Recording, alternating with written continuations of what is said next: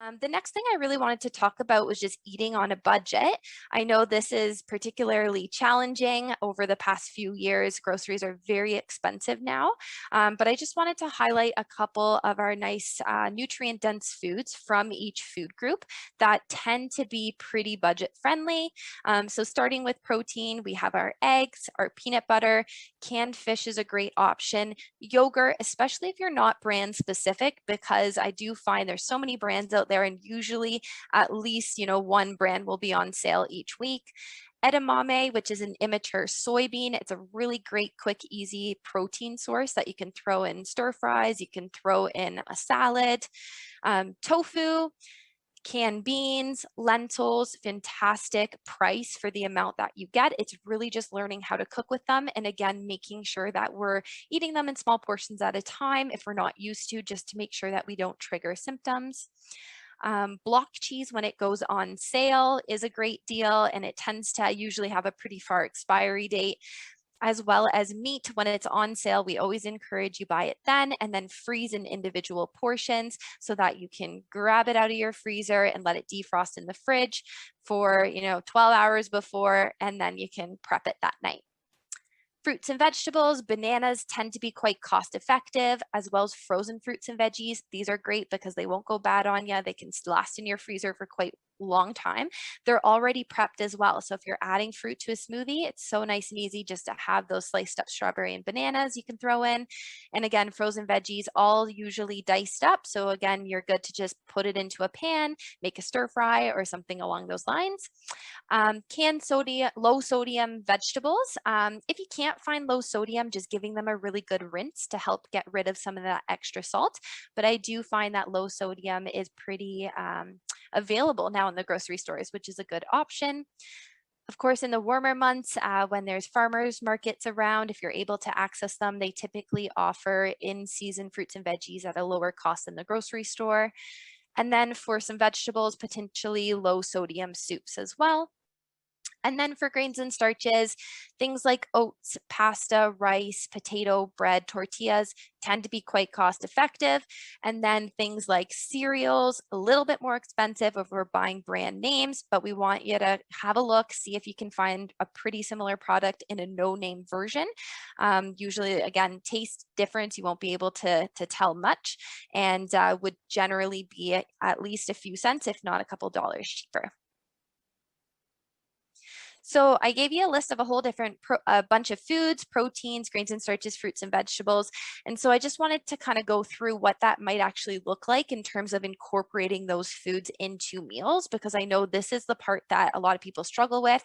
Maybe you have all this beautiful, healthy food at home and you say like, how do I put what and what together? How do I pair it? How do I make it a nice balanced meal?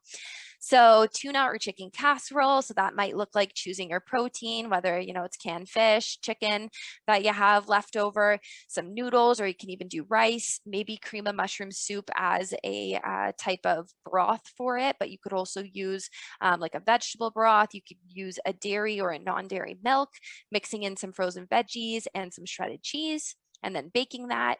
Maybe you're going to do a stir fry. So again, a protein, whether it's edamame, tofu, you can even do shrimp. Maybe some of those frozen veggies, again, you can cook them very well. You can put in the amount that you feel comfortable with, and then add in a bit of soy sauce. For egg and cheese wrap, again, do a bit of a scrambled egg, maybe some shredded cheese, maybe you want salsa in there, and put it in a tortilla. I added a banana on the side just to balance out that meal so we weren't missing our fruit or vegetable. Overnight oats are a really nice, easy recipe. You can choose your large flake, quick cooking oats, mix in milk, whether it's a dairy or a non-dairy milk. You can mix in melted peanut butter for a little bit of extra flavor, some protein, some healthy fats, and then add in some sliced bananas. You really can do a whole host of things with overnight oats. You just pop it in the fridge and the oats will actually soak up the milk overnight, and then it's good to go in the morning. But you can also make them fresh in the morning if that's what you prefer. You could do something like tacos. So you just do a ground meat or beans even, mix in some salsa, some cheese. You can throw in some frozen veggies that you've cooked, or even fresh veggies that are cooked. A yogurt parfait. So again, choosing a yogurt, a dairy or a non-dairy, topping it maybe with a bit of a cereal or a granola, and then adding fresh or frozen fruit on top. Maybe you're going to do a baked potato. Again, using plain yogurt will give you a bit more protein than sour cream and usually a little bit lower fat, and you can add in some shredded cheese on top. A homemade super stew. So again, just meat or beans, adding in potato, noodles, or rice, frozen or fresh veggies, and then using a low sodium broth or even a canned coconut milk. Generally light will be a little bit less fat. And then next, a pasta. So again, really any type of noodle shape that you like. You can add in lentils or ground meat or even a mixture of the two. Some veggies if you're comfortable with that, and then a pasta sauce, and cook it well.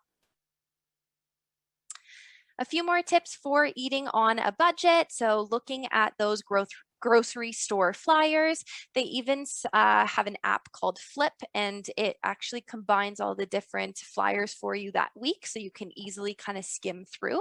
And I know some grocery stores will also price match, so it's kind of a nice option. Buy your meat or fish in bulk, especially when it goes on sale. So if you're ever at Costco and you're into salmon and they have a really big piece of salmon, you can buy that. It's going to be a little expensive up front, but you're going to come home, slice it up, and put it in individual portions in the freezer. You're actually going to end up spending less money per portion of fish than if you were to buy that fresh each week at the grocery store. Comparing the prices of a brand name product with a no-name product. And I always encourage that you're looking up high and you're looking below on the shelves, because grocery stores imply a lot of marketing techniques. They do want you to spend lots of money while you're there. So just making sure that you're kind of looking, in different places for those no-name products. Creating a grocery list beforehand can help you stay on track, especially if you're someone who's easily influenced by all the goodies kind of on the checkout aisles. So just kind of having a rough idea of what you really need as opposed to what you want in the moment. And of course, if you're someone who gets really hungry and hangry, ideally eating before you are going grocery shopping can help. Aim to buy foods that are a little bit less prepared, especially when it comes to vegetables. So for example, buying whole carrots instead of baby carrots, you're typically going to get them cheaper in the whole form, and then you can come home and you can wash them, rinse them, and cut them up and keep them in the fridge. They should last around the same length of time. Same idea as buying kind of those party vegetable trays. They're quite expensive, whereas if you were to buy, the whole broccoli and the whole celery and cut it and prep it yourself, it's typically going to be a lot cheaper that way. The last point would be just consider trying recipes that can be frozen in individual portions so that you have easy leftovers that you can grab for later on. It's the same idea as buying that meat or that fish in bulk. Typically, if you can make a recipe that has lots of portions that you can get a few meals out of, that's going to be a lot cheaper than making a new recipe every night. Perfect. And the last thing that I wanted to go over today is just some tips for eating out. So just like Rory had mentioned, navigating restaurants and taking